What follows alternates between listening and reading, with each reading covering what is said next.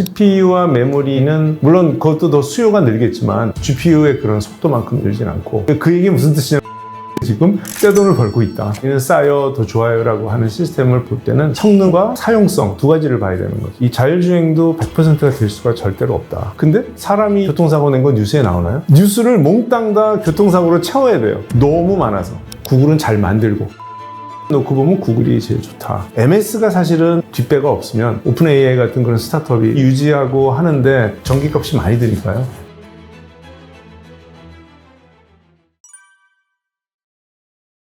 인공지능은 미국이죠. 미국입니다. 미국이 그냥 압도적으로 잘하는데, 뭐 정부에서 지원도 있지만 일단 맨파워가 우리보다 훨씬 많고요. 그러니까 이쪽 연구하는 사람들도 많고, 좀 안타깝지만 요즘 이제 뭐 대학 뭐 교육 개혁 이런 얘기도 하는데, 우리나라 대학과 미국 대학의 본질적인 차이가 뭐가 있냐면, 예를 들어서 스탠포드 같은 데가 특히 AI를 많이 꽃피우고 있는 학교니까 말씀을 드리면, 고등학생이 스탠포드 입학할 때는 그냥 스탠포드 입학이에요. 뒤에 과가 없어요. 우리는 서울대에 입학했다 그러면 처음 물어보는 게 그거잖아요. 무슨 과 들어갔어? 그러잖아요. 근데 스탠포드는 저 과 없는데요. 그 대부분이 미국이 과가 있는 경우가 거의 없어요. 그래서 들어가서 자기가 이것저것 수업 들어보고 2학년 때 정하는 것도 아니에요. 아무 때나 정해도 돼요. 그러니까 예를 들어서 내가 컴공과 과목이 들어보니까 재밌네. 그래서 내가 컴공과 과목을 예를 들어서 50학점 이상 하면 너는 컴공과 졸업한 걸로 인정해 줄게. 이렇게 되는 거죠. 우리처럼 이렇게 과로 쪼개놓고 그 안에서 못 빠져나오고 뭐 전과 해야 되고 막 이런 게 아니다 보니, 산업에서 AI가 많이 필요하다. 이렇게 되면 지금 스탠퍼드 공대의 90%가 컴공이고요. 컴공의 90%가 또 AI예요. 그러니까 공대생 대부분이 AI를 한다고 보시면 돼요. 그래서 엔지니어들의 공급이 원활하다는 거예요. 그 다음에 이제 투자도 엄청 많이 되죠. 또 실리콘밸리에 그동안 축적해 놓은 돈이 있고, 투자금이 굉장히 많이 그런 스타트업이나 다양한 아이디어에 들어간다. 우리는 뭐 구글, 페이스북 이렇게 성공한 회사만 보지만, 그렇게 성공한 회사 하나가 나오는데 실패한 회사는 1000개쯤 있을 거예요. 그러니까 우리가 손실 얘기는 안 하잖아요. 주식하시는 분이 돈 벌었을 때만 얘기한다면서요. 수많은 종목에서 자기가 물먹은 거는 얘기 안 하는데, 여기도 사실 하나 1000개 이 정도 될 겁니다. 그러니까 그렇게 굉장히 많은 지원이 들어가는 거, 그리고 사람이 또 많은 사람이 대학에서 쏟아져 나오는 거, 이런 것들이 미국을 AI의 초강대국으로 만들고요. 두 번째, 미국 못지않게 또 센 나라가 중국입니다. 중국은 미국보다 열악한 환경이고, 그렇지만 거기 또 역시 사람이 많고요. 그 다음에 거기는 데이터를 다 쓸 수 있어요. 프라이버시라는 개념이 거의 없어서 사람 얼굴, 사진 인식 이런 것들을 굉장히 많이 하죠. 그래서 왜 콘서트장에서 음악 듣고 있는데 카메라가 쫙 이렇게 그 관객 얼굴을 스캔하다가, 잠깐 스톱, 저놈 저거 저 수배자네. 그래서 그냥 공안이 가서 잡았다는 얘기도 있잖아요. 그럴 정도로 데이터에 대한 프라이버시에 대해서 훨씬 규제가 뭐 거의 없기 때문에 공산당한테만 허가 받으면 다 할 수 있잖아요. 아마 우리가 알지 못하는 것도 굉장히 많이 뭘 만들고 있다고 저는 생각합니다. 이 서방 세계에 내놓기가 민망한 그런 앱들도 많이 있을 수 있어요. 기업들이나 텐센트, 알리바바, 최근에 이제 그 공산당하고 별로 관계가 나빠지면서 시총이 많이 빠졌습니다. 그렇지만 그런 포텐셜을 가진 회사들이 굉장히 많이 있습니다. 일단 데이터가 많으니까요. 중국은 외국인들 데이터 안 써도 자국인들 데이터만 가지고도 14억이 쓰는 거니까, 우리나라 뭐 네이버에서 한국인들 거 해봐야 우리 5천만이잖아요. 근데 14억이면 데이터의 일단 양과 그 다음에 텍스트의 양과 이런 것들이 차원이 다르죠.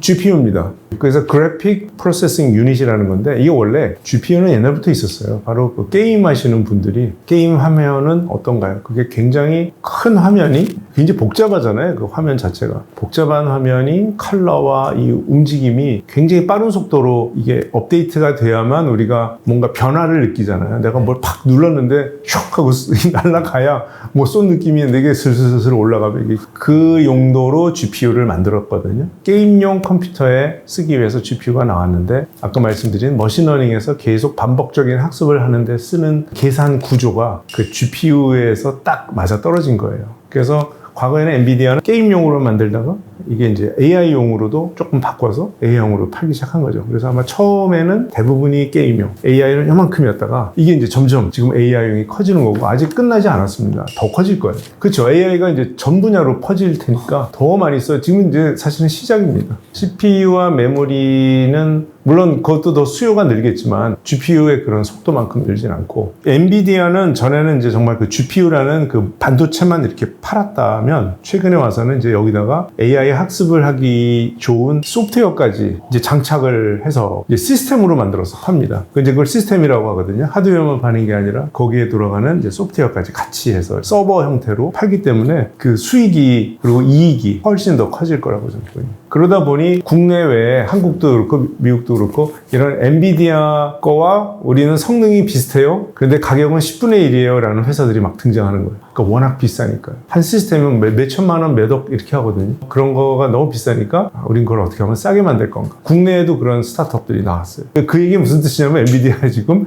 떼돈을 벌고 있다. 엔비디아의 경쟁 제품이라는 거 항상 시장 1등보다 우리는 싸요, 더 좋아요 라고 하는 시스템을 볼 때는 성능과 사용성 두 가지를 봐야 되는 거죠. 가전제품도 삼성과 LG가 굉장히 좋은 물건을 만드는데 중국에서 온 3분의 1 가격에 청소기가 있다. 그럼 막 우리 열광하잖아요. 너무 싸니까 좋다. 근데 과연 사용성이 좋고 AS가 잘 되는지 그건 이제 사고 나서 우리가 경험하는 거죠. 처음 살 때는 가격만 보고 성능만 딱 보는데 그 뒤쪽까지도 잘 처리되느냐 하는 건 이제 시간을 두고 좀 지켜봐야 된다. 분명히 연구 면에서 충돌 방지라든가 맑은 날씨에는 다 잘 되는데 폭우가 쏟아진다든가 뭐 눈이 와서 세상이 모두 하얗게 된다든가 이랬을 때 과연 저쪽에서 반대쪽에서 오는 하얀색의 트럭을 과연 내가 피할 수 있는가? 그럼 그 트럭하고 주변이 다 똑같은 색깔이면 과연 이거를 우리가 어떻게 구분하고 할 수 있는가 하는 그런 기술적인 요소들이 아직도 남아 있고요. 또 한편으로는 제도적인 겁니다. 그러니까 이게 100%가 될 수 없어요. AI는 100%가 아닙니다. 어떤 경우에도 100%는 될 수가 없어요. 왜냐하면 아까 처음 말씀드린 과거 사례로부터 학습을 한다는 귀납적 추론이라는 거는 항상 오류의 가능성이 있습니다. 다만 연역적 추론은 오류가 없을 수가 있어요. 그 수학 증명이 그랬잖아요. 막국지각으로 갖고 동의각이 같으면 그러면 두 각이 같다라는 건 오류가 들어갈 틈이 없는 거죠. 100% 완벽. 반면에 뭐 여행 가서 경험했던 것들 또는 일상에서 경험했던 것들 이런 것들에서 우리가 어떤 룰을 만든다면 항상 예외가 있을 수가 있어요. 지하철 안에서 큰 소리로 지르면 그건 안 좋아. 뭐 이런 룰을 우리가 어떻게든 장착하고 있는데 사람이 쓰러졌거나 불이 났거나 그럴 때는 큰 소리 질러야 되잖아요. 그런 예외가 있다는 거죠. 이 자율주행도 100%가 될 수가 절대로 없다. 자, 그랬을 때 사고가 나면 그걸 누구 책임으로 할 거냐? 보험사는 어떻게 이걸 처리할 거냐? 경찰이나 검찰은 이걸 어떻게 개입해서 문제를 해결할 거냐? 기계가 사람처럼 행동할 때 하는 실수를 우리는 어떻게 볼 거냐? 사람이 실수하는 거에 대해서는 사람들이 굉장히 관대하는 거 아세요? 아, 그래. 하얗게 덮인 눈밭에서 흰 차가 어떻게 보여? 나도 안 보이겠다. 괜찮아. 근데 만약에 AI가 그러잖아요? 야, 너 AI가 사람을 쳤네? 이렇게 되는 거예요. 머니인사이드를 보시는 많은 분들이 트레이딩 주가 예측 많이 하시겠지만 사람 트레이더가 손실이 났을 때와 AI 트레이더가 손실이 났을 때에 대하는 태도도 똑같아요. AI는 너 왜 이렇게 못했어? 너 이게 뭐야? 하면 대답을 못하죠. 근데 사람은 100가지 핑계를 댑니다. 그리고 모든 보고서가 이거 다 오른다 그랬잖아요. 여기 보세요, 여기. 내 잘못이 아니에요. 우리 핑계의 귀재들이거든요. 근데 이 AI나 이 머신은 말이 없다. 그럼 더 화가 나죠. 저는 지금의 AI도 자율주행도 이미 사람보다 운전을 더 잘한다고 생각해요. 지금 우리 가끔 가다가 왜 테슬라가 자율주행차가 들이받아서 사고 났다, 죽었다 하는 게 뉴스에 나오잖아요. 근데 사람이 교통사고 낸 건 뉴스에 나오나요? 뉴스를 몽땅 다 교통사고로 채워야 돼요. 너무 많아서. 굉장히 우린 이중적인 태도를 가지고 있다. 그래서 이게 책임이 누구예요? 현대자동차 책임이에요? 자율주행을 개발한 네이버나 카카오 책임이에요? 카카오 안에 있는 개발팀장 책임이에요? 아니면 그 코드를 짠 개발팀 원 책임인가요? 그 사람을 가르쳤던 교수의 책임인가요? 지금까지는요, 구글이 1등이에요. 사실 챗GPT 안에 들어가 있는 그 GPT라는 것도 오픈 AI가 만들었지만 GPT의 핵심 아이디어와 그런 것들은 다 구글에서 만든 것들이에요. 근데 뭐 논문으로 공개된 거니까 뭐 훔쳐가고 그런 건 아니고요. 누구나 볼 수 있게 소위 트랜스포머라는 그런 소프트웨어 구조가 있어요. 그 구조를 구글이 발표했고요. 그거의 핵심을. 그거를 이제 뭐 옛날 구글 엔지니어였을 수도 있고 이 동네는 또 막 그 이직도 잦으니까 그리고 논문 읽어보면 아 이렇게 만들면 되겠구나. 그래서 만들면 돼요. 뭐 그런 아이디어를 가지고 이제 GPT라는 걸 만들었고요. 오픈 AI가. 그래서 구글이 하여튼 지금도 그런 기술력은 제일 좋다. 근데 이제 구글이 보니까 기술력은 참 좋은데 이걸 상용화시키고 하는데 그런 능력이 조금 떨어지는 거예요. 그래서 아마존은 더 잘 파는 쪽이고 구글은 잘 만들고 기술력만 놓고 보면 구글이 제일 좋다. MS가 사실은 3등쯤 돼요. 그러니까 구글이 1등이고 메타와 아마존이 그 뒤를 바짝 쫓아가고 3등이 MS 정도가 됐는데 MS가 갑자기 오픈 AI에 확 투자를 하면서 돈으로 일체가 된 거죠. 자기가 곧 오픈 AI가 되고 우리가 지금 챗 GPT에다가 막 질문하는 그런 내용들이 사실은 다 MS가 보고 있는 거죠. MS가 주인이거든요. 오픈 AI에. 그러니까 빙에다가 이걸 결합시켜서 그 검색할 때 빙으로 다 한다는 거 아니에요. MS 오피스에 다 집어넣고. 그러니까 챗 GPT를 워드에도 집어넣고 한다는 거예요. 파워포인트에도 집어넣고. 그럼 어떻게 될까요? PPT를 만들었어요. 20장. 그리고는 걔한테 야 근데 이거 좀 한번 깔끔하게 한번 정리해봐. 내가 막 대충 쓴 거니까. 그러면 그 PPT가 휙 돌아가지고 깔끔한 PPT로 바뀌는 거죠. 그냥 막 생각나는 대로 썼던 거를 막 순서도 바꾸고 뭐 이런 걸 다 파워포인트 안에서 하는 거거든요. 워드 안에서 하고. 원고 쓴 다음에 원고 다듬어줘. 지금은 어떻게 해요? MS 워드에 쓴 거를 이렇게 카피 페이스트 한 다음에 챗GPT에 넣고 돌려. 그런 다음에 나온 거를 다시 또 워드에 넣고 뭐 이랬잖아요. 그런 작업을 하던 거를 그냥 워드 안에서 다 해버린다는 거죠. 메타나 아마존, 거기서도 굉장히 열심히 하고 있습니다. 근데 이제 아무래도 구글만큼의 우리는 다 빅텍이라 그러는데 구글은 비기스트 텍이고 메타 아마존은 빅텍이고 뭐 MS도 비기스트 텍이죠. 그러니까 그 안에서도 또 체급의 차이가 있으니까. 모든 빅텍의 CEO들이 그 고민을 하고 있을 것 같습니다. 그래서 아까 제가 왜 비거텍과 빅텍이라고 말씀드렸냐면 GPT 같은 걸 하나 만들려면 일단 사람도 많이 필요한 데다가 탑 엔지니어들이 많이 필요하고요. 그 다음에 딱 하나 시도했는데 잘 됐다가 아니에요. 굉장히 많은 시도를 해보는 겁니다. 시행착오. 요렇게도 만들어보고 저렇게도 만들어보고 이제 그런 걸 하려면 아까 말씀드린 엔비디아에서 나온 수억짜리를 수백 개를 사다가 공장에서 막 돌려보는 거예요. 제품을 만들어 보는 거죠. 이렇게도 만들어 보고 저렇게도 만들어 보고. 그러려면 사람도 많이 필요하죠. 그 리소스와 돈이 엄청나게 많이 투자가 되는 거죠. 그러니 MS 같은 뒷배가 없으면 오픈 AI 같은 그런 스타트업이 감히 상상도 할 수 없는 그런 작업을 하는 거예요. 그러다 굉장히 좋은 게 나왔잖아요. 그래서 찾은 거예요. 좋아요. 대박.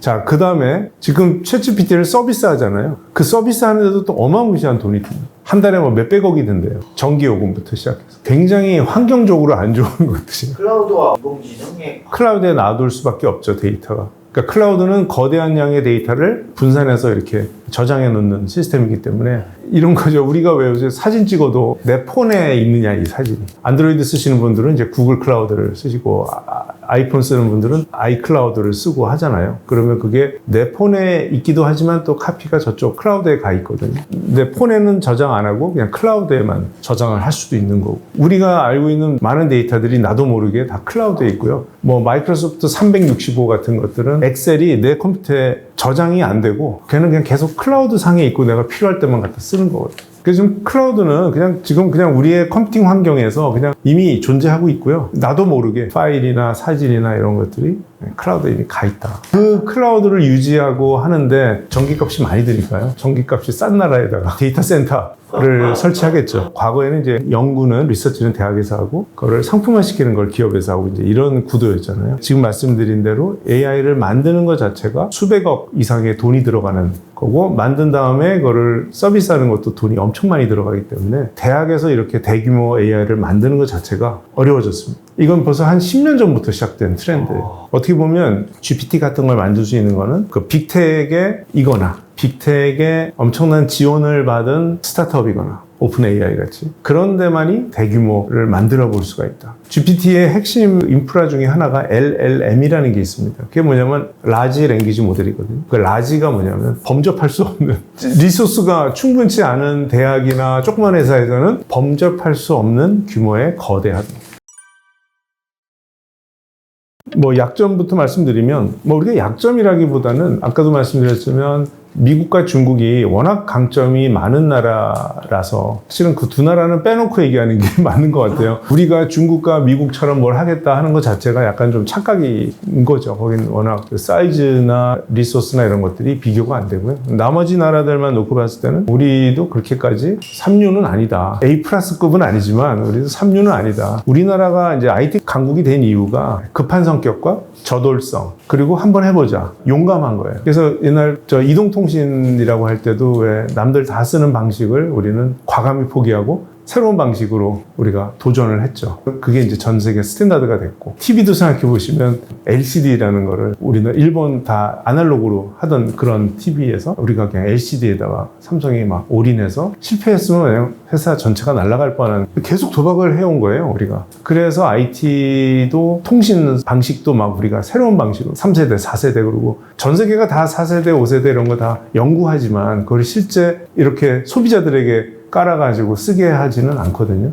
조심스럽죠. 우린 전혀 조심성이 없어요. 해보지 뭐. 그래서 AI도 마찬가지. 딴 나라는 야, AI에다가 이런 부작용이 나오면 어떻게? 저런 거 나오면 어떻게? 분명히 잴 거예요. 대표적인 나라가 일본이죠. 일본은 그래서 지금도 팩스 보내잖아요. 가장 안전한 방법. 그 팩스를 보낸 다음에 이메일을 보내요. 팩스 보냈다. 확인해봐라. 이메일 보냈으니 확인해보라고 전화를 하죠. 우리가 보기엔 굉장히 저 사람들 왜 저러지? 이렇게 얘기하는데 또 저 사람들은 우리를 보기에 쟤네들은 뭘 믿고 저렇게 용감하게 안 가본 세상에 막 뛰어들어가지? AI도 저는 그런 면에서 원천 기술은 미국이 만들었지만 사실 모든 통신 기술이나 LCD 기술 이런 거 다 원천 기술은 미국에서 또는 일본에 있는 거잖아요. 그걸 가져다가 우리는 상용화, 항상 1등이에요. 그게 우리를 지금 이 위치에 오게 만들었고요. 시범 사업 이런 거 우리 굉장히 좋아하고 잘합니다. 그래서 AI도 우리는 그렇게 할 수 있겠다. 그래서 원천 기술이 부족하지만 그걸 이제 실제 비즈니스에 적용하고 AI로부터 실제 득이 되는 그런 수많은 애플리케이션을 만들 수 있는 나라는 우리나라라고 생각합니다. 적용하고 있는 국내 기업들 네이버 카카오는 이 자체가 약간의 택 기업이잖아요. 구글하고 굉장히 비슷하죠. 네이버는 한국의 구글이라고 보시면 되니까.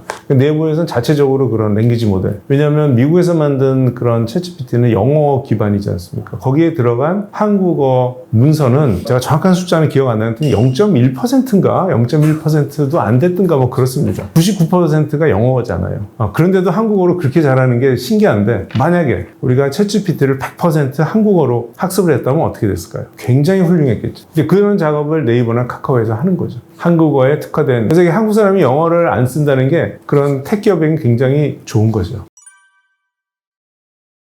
우리가 생성형이 있고 분석형이 있거든요. GPT가 대표적인 생성형인데, 우리가 옛날에 왜 그 차이를 말씀드리면, 학교에서 시험 볼 때 보시면 주관식 문제 있잖아요. 이순신 장군과 정유재란의 관계에 대해서 기술하시오. 그럼 뭐 한 페이지짜리를 쭉 쓰지 않습니까? 그게 챗GPT 같은 거죠. 그게 생성형이죠. 그런데 또 다른 문제는 이런 거 있죠. 사지선다. 다음 중 이순신 장군이 관여하지 않은 전쟁은 무엇인가? 뭐 임진왜란, 정유재란 하다가 뭐 병자호란. 정답은 병자호란. 이렇게 4개 중에 하나 고르는다. 또 뭐가 있어요? 단답형이라는 게 있죠. 이순신 장군이 어느 전쟁에서 돌아가셨나요? 정답 정유재란. 그다음에 이제 OX가 있죠. 이순신 장군은 임진왜란 때 사망했다. 빅 X. 그러니까 AI도 똑같아요. 그래서 지금 생성형 AI라는 게 주관식 답을 하는 애고요. 나머지 단답식이나 그다음에 사지선다, 그다음에 OX 문제, 이거는 다 분석형 AI입니다. 자율주행 같은 경우는 뭐, 그 분석형이죠. 그거는 그냥 0.1초에 한 번씩 계속 핸들은 어느 쪽으로 가야 되고, 핸들의 각도, 이게 0도라고 치면 플러스 10도, 마이너스 10도, 요거를 답을 내야 되고요. 그 다음에 엑셀과 브레이크 중에 어떤 거를 얼마큼 밟아야 되냐 하니까, 어떻게 보면 단답형 문제 3개가 나와야 돼요.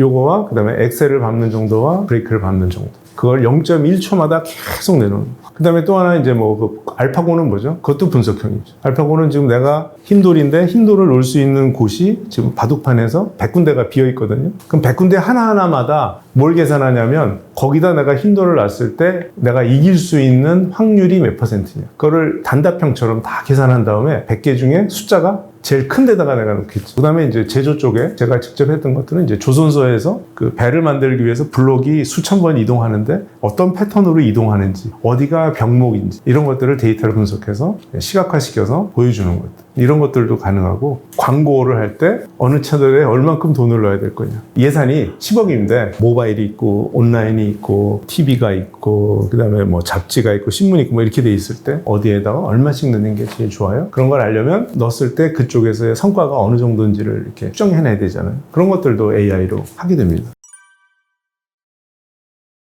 AI를 만드는 AI 엔지니어 굉장히 많이 필요하겠죠. 또 하나는, 저는 이거를 요리라고 많이 강연에서 많이 비유를 하는데, 데이터라는 거는 약간 요리 재료, 식재료. 그래서 요리를 막 해서 파스타를 만들면 이게 AI. 그 다음에 그거를 누군가 활용해서 먹고 생산성을 올리면 그게 이제 가치를 창출하는 거예요. 그러니까 배불러, 맛있었어, 이런 느낌이 우리가 파스타, 내 좋아하는 파스타를 먹고 나면 배부르고 맛있어, 행복해 이러잖아요. 그게 밸류고요. 그러면 내가 파스타를 먹었어야 되고, 그럼 파스타를 만들려면 재료가 필요한 거죠. 자, 그러면 AI를 만드는데 아까 데이터가 필요하다고 말씀드렸는데, 그럼 데이터를 어떻게 수집할 거며, 어떻게 보관할 거며, 그러니까 데이터 관리 전문가들이 굉장히 많이 필요합니다. 요걸 이제 우리가 데이터 엔지니어라고 하는데, 그 분야의 수요가 굉장히 크다. 근데 지금 별로 없어요. 우리가 너무 필요한데 사람이 없는 그런 분야가 너무 많습니다. AI 만드는 요리사. 그 요리사가 요리하기 전에 준비해줘야 할 식재료 준비해주는 사람도 태부족이고. 무슨 과를 넣어야 돼요? 그쪽은 컴공과. 그러니까 데이터 엔지니어는 무조건 컴공과. 그리고 데이터 사이언티스트는 컴공이나 산업공학이나 통계학. 그 다음에 나는 공대도 아니고 나는 문과야 하시는 분들에게도 기회가 굉장히 많아요. 뭐냐면 자기 분야에서 어떤 분야를 AI로 활용할 건지. 이거는 엔지니어들이 모릅니다. 사이언티스트도 모르고. 내가 무슨 파스타를 먹을까? 내 좋아하는 파스타가 있잖아요. 난 봉골레를 좋아한단 말이에요. 근데 거기에 토마토하고 막 이런 게 올라가 있으면 싫거든요. 그럼 나는 봉골레를 주문해야 되는데 내가 봉골레가 뭔지 알아야 되는 거 아니에요? 그래서 이탈리안 음식점에 가서 여기 봉골레 있네 라고 찾았다는 얘기는 난 이미 봉골레를 경험했고 봉골레의 맛을 알고 다 안다는 얘기예요. 그러니까 그래야 제가 거기서 밸류를 얻을 수가 있거든요. 그러니까 그거는 이쪽 요리사하고는 완전히 상관없어요. 요리사는 봉골레 주세요 그러면 갖다 주는 사람, 만들어 주는 사람이고 그쪽은 AI 전문가고 먹을 사람이에요. 먹을 사람이 굉장히 중요한 거죠. 근데 우리가 프랑스 요리 프렌치 레스토랑에 가서 해장 못 하지 않아요? 네. 거기 가서 해장했다는 사람은 못 들어봤습니다. 생각해보면 프랑스 사람도 와인 많이 마시는데 이 사람들 분명히 해장할 거예요. 그냥 우리가 모를 뿐이에요. 그러니까 그러면 우리는 프랑스 요리를 알아야 되는 거죠. 그래야 내가 해장할 때도 프랑스 요리로 해장할 수가 있는 거예요. 그건 우리가 배우질 못해서 못하는 겁니다. 그래서 지금 대부분의 사람들이 AI를 몰라서 나의 업무 중에 어떤 데다가 AI를 쓰면 이게 생산성이 올라가는지를 모른다. 그래서 지금 막혀 있는 거죠. 그래서 그런 부분을 할 수 있는 사람에 대한 수요도 엄청나게 많아요. 이거는 마치 한 20년, 30년 전에 우리 사회에 열풍이 불었던 적이 있습니다. 바로 컴맹이에요. 그때 컴맹을 탈출하자 그랬습니다. 많은 분들이 그랬죠. 아니 나는 문과야. 내가 왜 컴퓨터를 배워? 이랬거든요. 근데 지금은 컴맹이 있나요? 지금 아예 컴맹이라는 단어 자체가 사라졌습니다. 그리고 100년 전을 가보면요. 그때는 문맹이 있었어요. 조선에 글자를 아는 사람은 5%? 1%? 양반들, 아주 극소수 양반들만 알고 대다수의 우리 조상들은 몰랐다는 거죠. 그리고 농사 짓는데 글이 왜 필요합니까? 그래서 농부들 둘이 모여서 그랬겠죠. 나 이제 글을 배울 거야. 야, 네가 왜 글을 배워? 야, 네가 왜 글을 배워? 농사나 잘 짓지. 이랬을 거예요, 분명히. 문맹과 컴맹이 사라진 것처럼 지금은 이제 데이터맹, 대맹이 이제 사라져야 된다. 결국 데이터를 이해하고 AI 분석이라는 게 뭐고, 분석하면 뭐가 나오고, AI는 뭐가 있고 하는 그런 기초적인 지식. 그러니까 워드가 뭐 하는 거야, 엑셀이 뭐 하는 거야 라는 거랑 워드와 엑셀을 한번 우리가 들어가서 실제로 한번 자 여기 따라해 보세요. 저장하세요. 뭐 이거 바꿔보세요. 엑셀 이거 바꿔보세요. 피봇은 이렇게 하는 거예요. 그런 거 배우면 훨씬 더 우리 일상에서 사용할 수가 있는 거예요. 강남에 재건축이 많은 이유가 신도시 개발을 했기 때문에 많은 거고요. 이 많이 나올수록 사업성은 굉장히 좋다. 부동산 시장을 판단하실 때 전세 대출에 대한 정부의 양태를 잘 봐야 돼요. 성실히만 열심히 사는 사람들이 부자가 되기는 어려운 경우가